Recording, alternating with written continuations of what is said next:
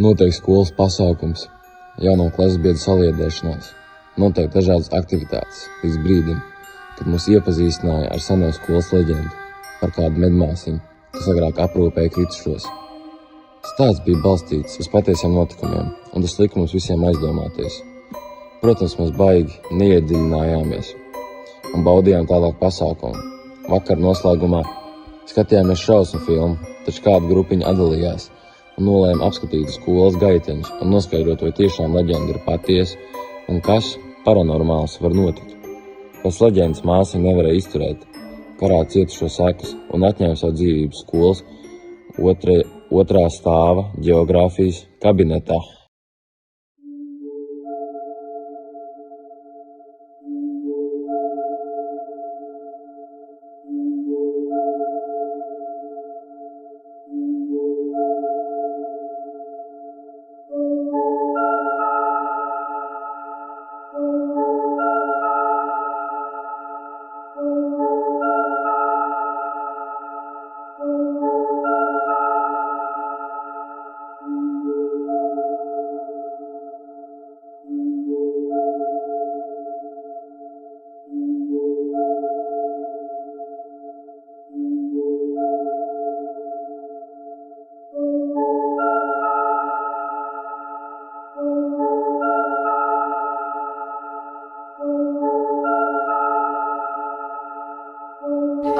Jā, skolotājiem mēs to nāksim augšā, jā. Pulkstens ir 3 naktī. Pagaid, ko, bet šitiem pulksteni ir rādās 12? Cik mums tā kā rāda pulkstens jau varēs? Tas ir 3. Un tev Amēlī? Pagod. Tev ir Amēlī? Kur Amēlī? Tas nav spēlēts.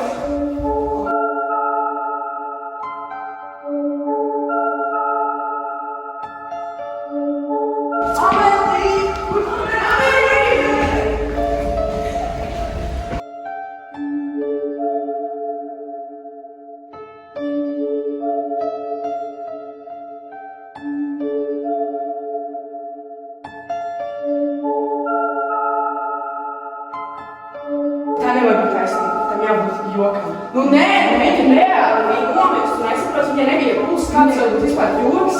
Tas nav.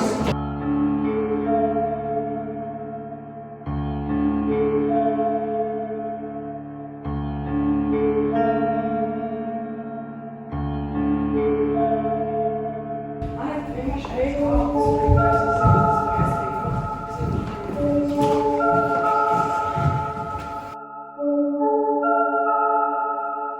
leģendas tā māsīte, kā pamalāja sevi ģeogrāfijas kabinetā. Vai esi nācies? Jā,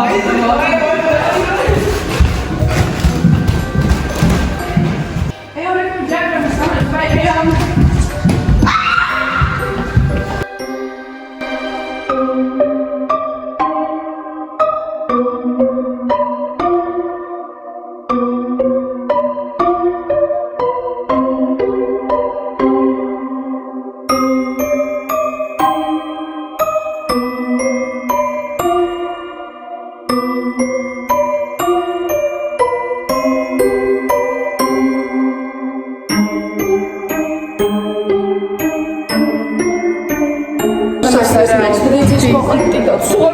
Vienkārši pazuduši, mistiski, reāli tas ir.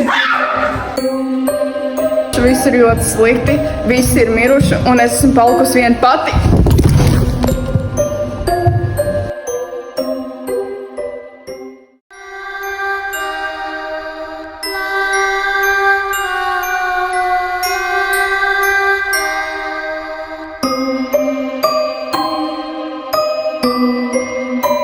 Cēlies, Anna! Kas notiek? Kur pārējie? Es nezinu. Man liekas, medmāsas viņas izsavāca. Es vienkārši redzēju. Viņa iespējams mirusi. Mums tagad ir reāli jābēg ārā, pirms mēs vēl varam. Es negribu būt nākamais. Reāli skrienēt.